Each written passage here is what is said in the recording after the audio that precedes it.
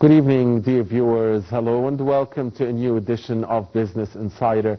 I'm your host for tonight, Muhammad Abdurrahim, and tonight we'll be talking about the exports element of the economic equation. How important are Egyptian exports to development and prosperity here in Egypt? That is our main topic. We'll also be talking about His Excellency's, the President's meeting today with His Excellency, the Kenyan counterpart here in Cairo, and the MOUs that were signed and the economic deals that were signed, and also how Concentrix, that giant in the world of IT, signed also deals with Egypt yesterday.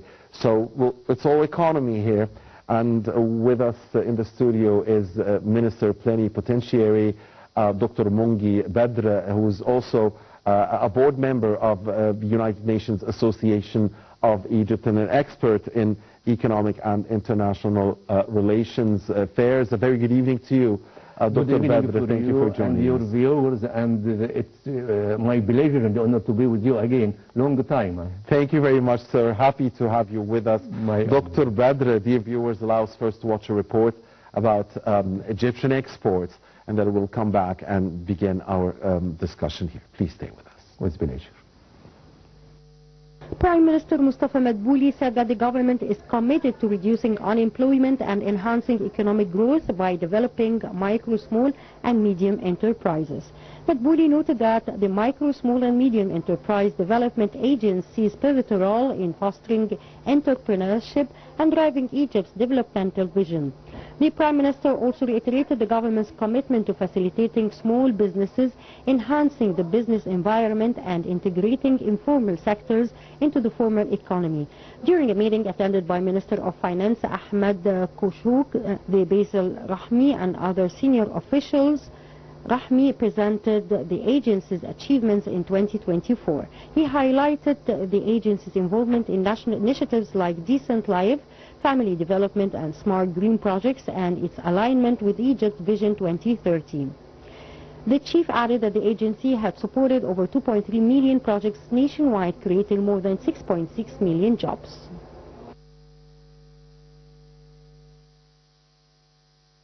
All right, we're back here. Thanks to Abir Hussein and Rasha Abdul Hamid for this report. We're back here with Dr. Mongy Badr in the studio. Let us start first by today, a very important meeting between His Excellency President Sisi and his Kenyan counterpart, His Excellency Mr. William Ruto, here in Cairo, where they signed a ceremony, in a ceremony where there was a signing of a number of memorandums of understanding and joint cooperation between the two countries. Of course, in a meeting where President Sisi firmly expressed Egypt's position regarding the talk about the displacement of Palestinians from Gaza, and where he categorically said that Egypt categorically rejects this, and this would bring injustice to the Palestinian people and would hurt the national security of Egypt and of the Arab world, and that there are historical rights that cannot be tampered with.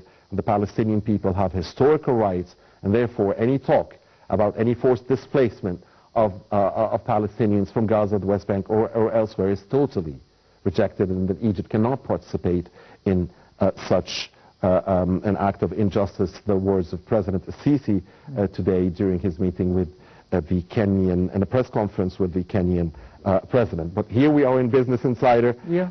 If you want to make a comment about, of course, this very important these very important statements by President Sisi today, and then start with the economy part of it.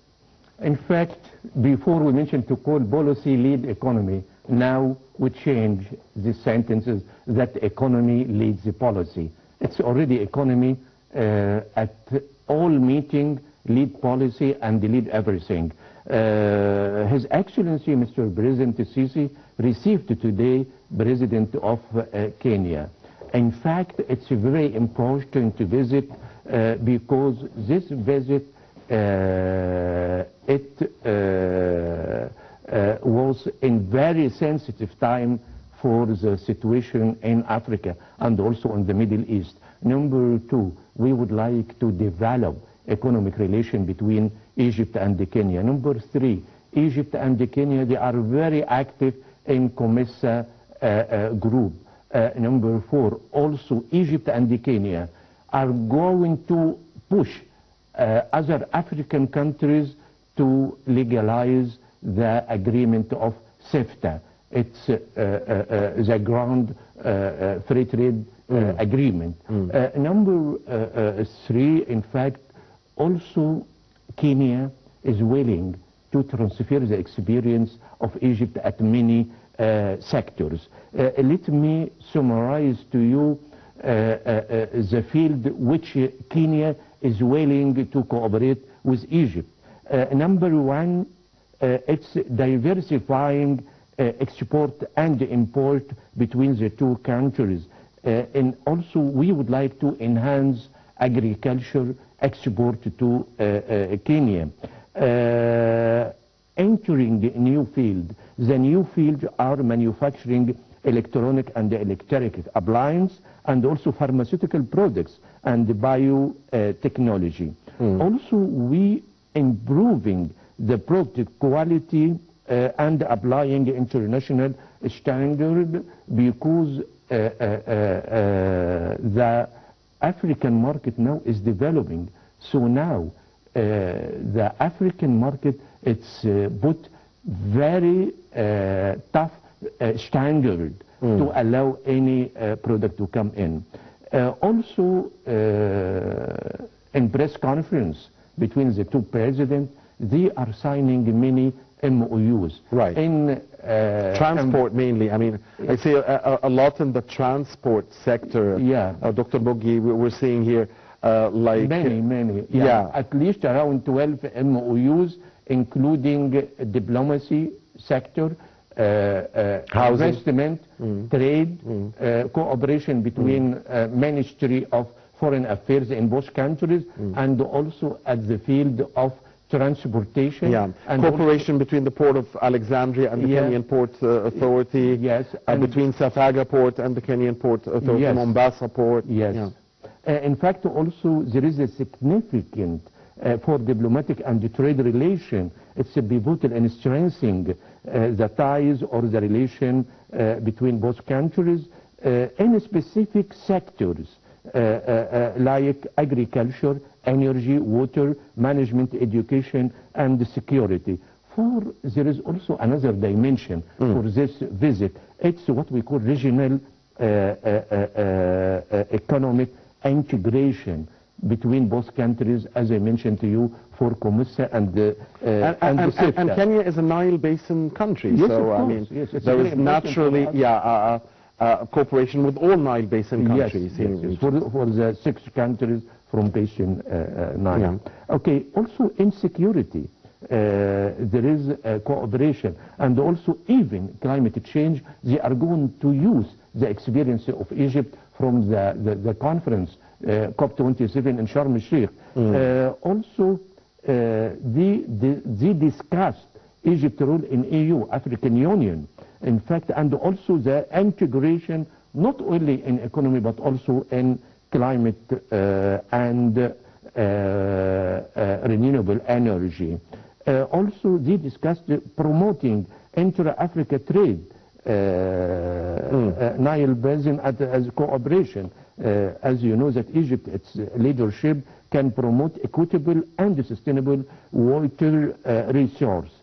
Peace and security, this is the most sensitive point, that Egypt actively engaged in conflict resolution and the peacekeeping mission and supporting stability in hot spots like in Horn of Africa and in Sahel and the Sahara countries.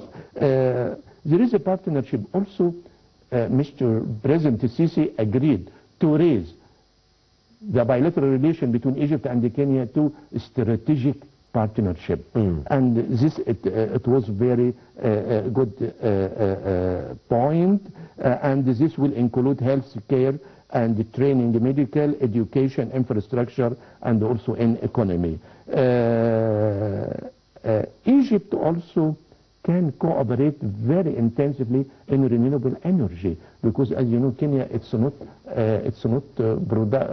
not country which producing oil or natural gas, so they need renewable energy, especially from solar and wind. Kenya is one of the big countries in Africa. Yes. I mean, a very big market, a big economy, a leading role in Central Africa. Also, it's a gate for landlocked countries, for Rwanda, Burundi, and also Zambia, even sometimes Ethiopia, Uganda. So a very important country, for, of course. For locked land countries, in fact. Also, food security. They exchange information and experience of Egypt.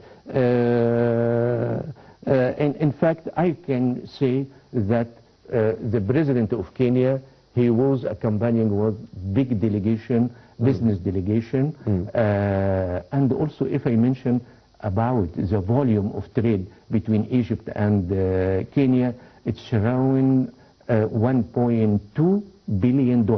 Our export, it's around 665, and our import, it's around 635.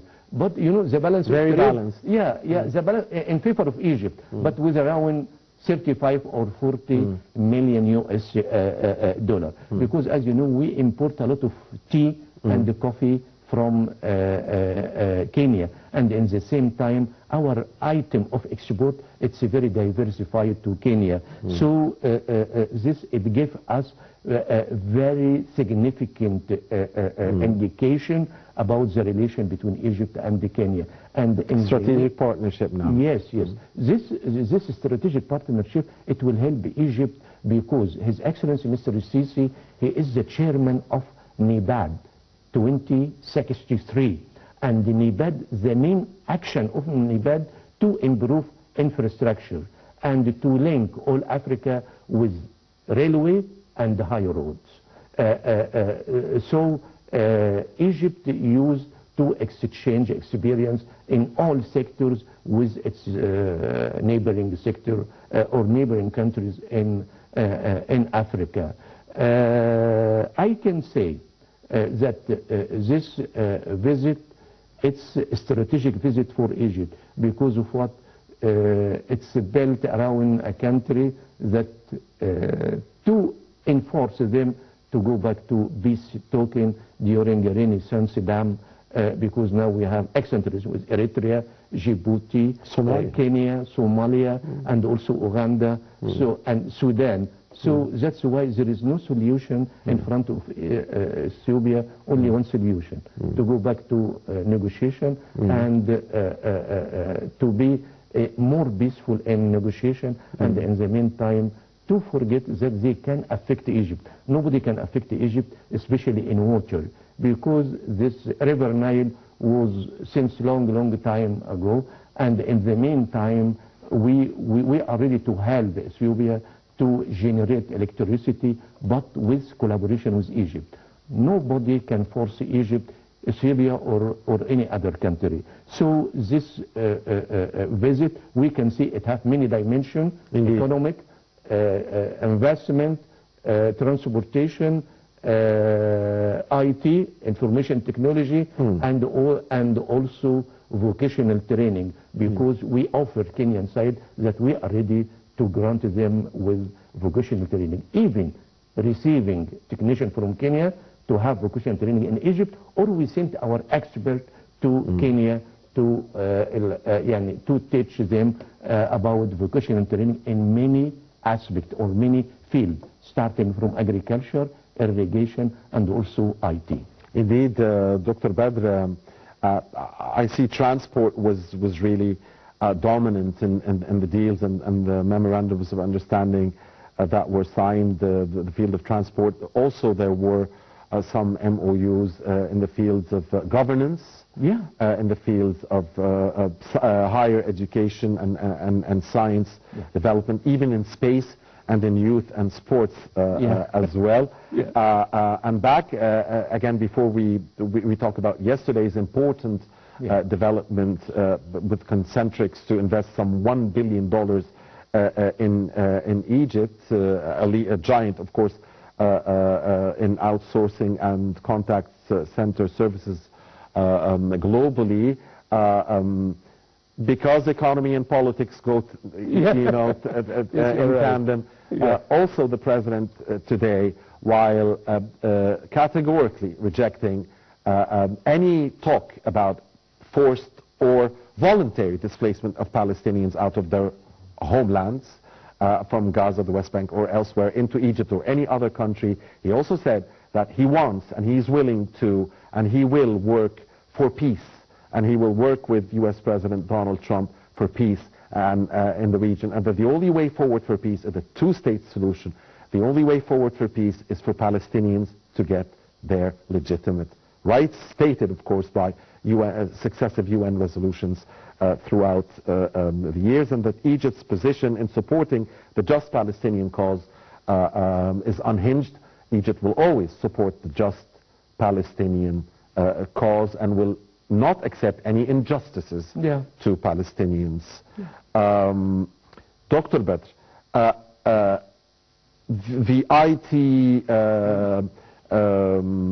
the big IT news for Egypt was yesterday in the attendance of Premier Dr. Madbouli, Concentrics announcing that it intends to invest $1 billion in Egypt's expanding outsourcing sector. Long story, IT and AI. In fact, Egypt since 2014 that we give more attention to the sector which is high value added, and one of this sector it's IT and AI. Okay, Concentrics company, it's American company, starting working in Egypt since 2009, but from 2009 till 2019 it has approximately 150 technician and engineer. So it was a stability. After that, they increased the number to 25,000 technician and engineer in Egypt. And they are planning to invest in Egypt $1 billion. And the number of technician and engineers, Egyptian engineers, will be 35,000 technician and engineer. Okay, they started to set up branches in Cairo, Hurghada, Alexandria, and they are establishing a new branch in Mansoura. In fact, we invite them to go to south of Egypt. This number one. Number two, the president of Concentrics, in fact, he met Mr. President Sisi, and after that he met Prime Minister Dr. Madbouli. During his meeting with Dr. Madbouli, he signed MOU relating his investment in Egypt. So we're going to have 16,000 new jobs. Yes. You mentioned 35,000 is the overall workforce now, but we're going to have 16,000 new jobs. Yes. This company, in fact, they already consider Egypt as a hub in Middle East and Africa. And this gives us very positive indicator that our teenage or Egyptian youth, they are very clever in IT and AI. So this sector, it has high value added. And we earn last year, or we export from IT and AI around $6 billion last year. And this number is will increase at the end of this year because of this investment. This company, Concentrics, it considered one of the biggest company in globally. And outsourcing. And this company will attract many other companies to come to Egypt. Why? Number one, this it's real information. I'm not reading from any source, but from people inside the branch in Egypt. Number one, our people are more clever, more than any youth in Middle East or Africa. Number two, our salary, it's very low compared to the salary. So very it's competitive. Because of what? Because the rate. When this company come to us, the rate between the dollar and the Egyptian pound, it was around $1 equal $5 or 5 Egyptian pound or 7. Now it's equal around 50. So this put another advantage to investment in Egypt. Number three, this company already transfer many work from some countries neighboring to us, and they transfer it to Egypt. Because of what? Because our competitive Egyptian advantage. Youth, they are very intelligent, and their output much better, more than any youth in neighboring countries. So when Mr. President, he mentioned that we are enlarging the number of universities for IT and AI, we are on the right track. When he mentioned that we should keep our youth to be here in Egypt, in fact, it's very important because we invest a lot for this sector. So the last point why Concentrix they came, because of infrastructure in telecommunication, it's very advanced.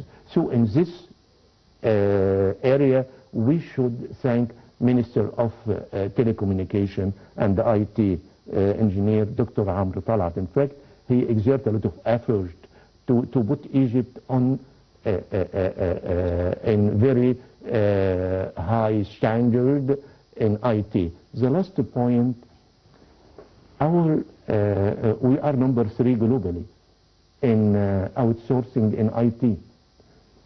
The last point, since number 3. Yes, number 3 globally in IT service. Outsource. Since 45 years, we started to hear about globalization, related industry, or the goods. Okay, now, these days, we started to hear about IT service globally. So who are 1 and 2, Dr. Number 1 for commodities, export and import for commodities. This started in the 1981. Okay, so we started to hear about globalization, that you can produce a part of the commodity in Egypt, another part in Jordan, a third part in Italy, and after that to make assembly for all this part. So in one unit, you can see part made in Egypt, another part made in Jordan, the third part made in Italy or France. These days, there is globalization of IT service. So you mentioned that Egypt is number 3 globally in this area. Who are 1 and 2? In fact, it's India and China. Okay. So India. But still, I mean, number 3 is something. But we can compete. To be proud of. Yes, we can. We can be number 2 because of what? Because the salary of technician in India now is going up. So technician here in Egypt, they are very competitive. So that's why many companies, especially international companies, start to come to invest in Egypt. Even Indian companies, they are hiring Egyptian youth now. Very good. And speaking of exports, because our episode supposed to focus on exports, Dr. Talat, the Minister of Communication, said that the Concentrix deal is considered the largest expansion of its kind in Egypt's outsourcing history.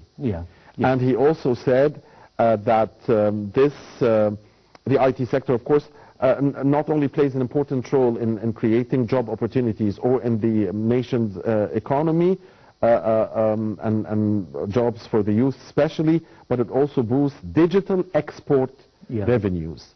So we're talking about exports here. So last year I mentioned digital export. Last year I mentioned our export in IT sector, it was around $6 billion.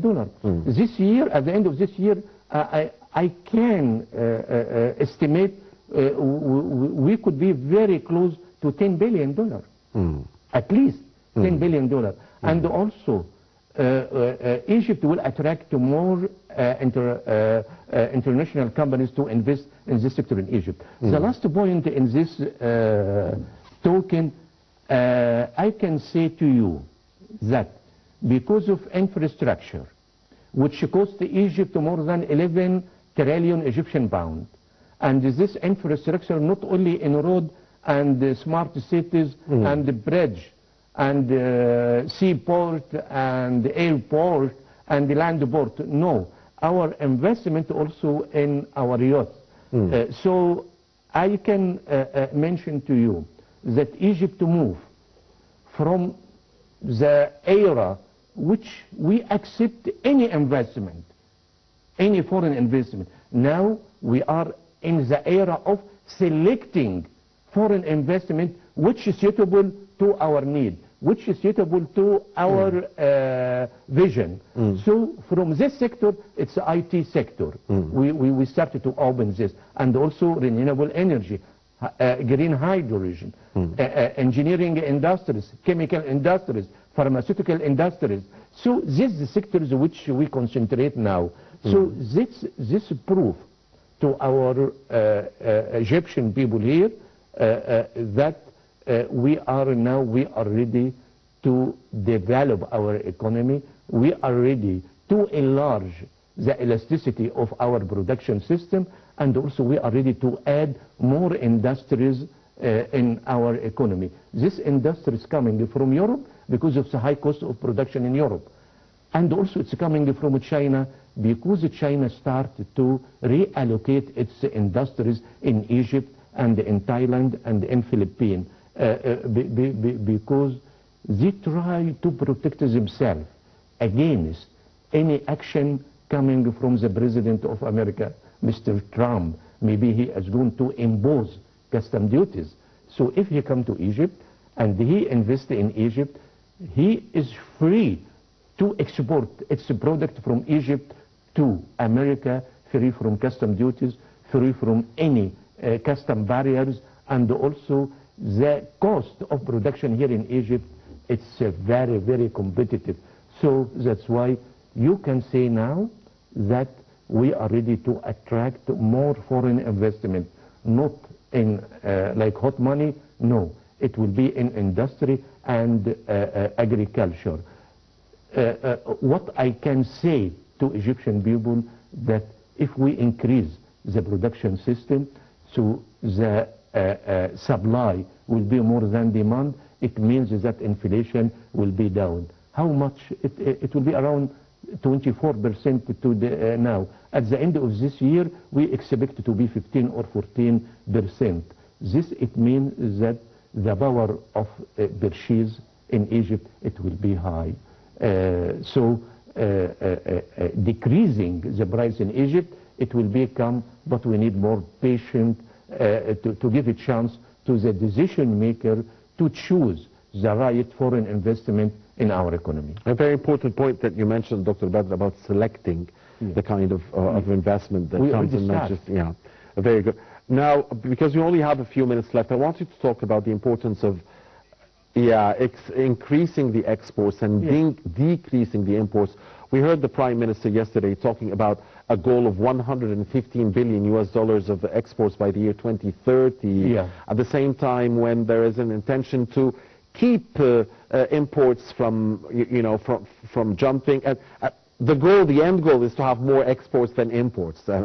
So this is a very ambitious plan. But, to do that, what is required?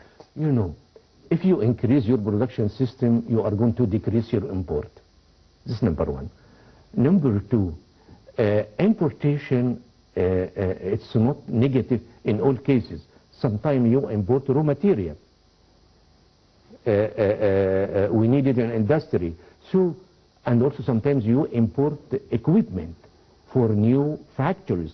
So we should make difference between we import for food or we import for raw material or equipment. Of course, we added value. We encourage importing of equipment. We encourage importing for raw material for the factories so they can produce and they can export again. But our main challenge, how to increase the exportation. Increasing exportation, we need many instruments or many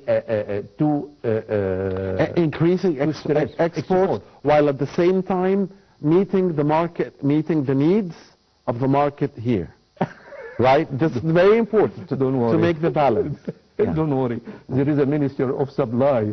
He will fight to make a stabilization for the local market. Of course. Because the agricultural sector, for instance, I mean, we are very strong in agricultural exports, but we also need to meet for market local market. demand. Yes, you are right.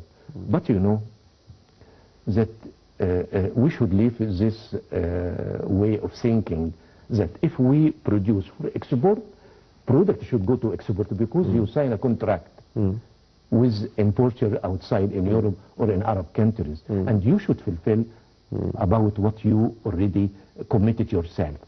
Number two, another areas for exportation and to produce for local market. This it gives you very good sign that our agriculture products, it has good reputation in Europe and the Arab countries. So we can make more land reclamation. And very soon we are going to reach 4 million hectare or 5 million. And this will increase the capacity of production in agriculture sector. But very briefly, please, Dr. Very briefly, because we're out of time. Number one, if we would like to increase our export, we should diversifying exporting. Number two, entering a new field. Three, improving product quality. And also opening a new market, improving infrastructure and logistics, supporting small and medium enterprises, providing incentive for exporting companies, enhancing international marketing and promotion. Number 8, investing in education and technology. It should be simplifying bureaucracy procedures and also improving business environment. Number 10, international cooperation and removing trade barrier. And this is related to WTO. The last point, if you allow me, that we should support commercial offices outside Egypt to promote our export, not only export, but promoting to attract investment for Egypt. Thank you very much for this thorough and detailed study.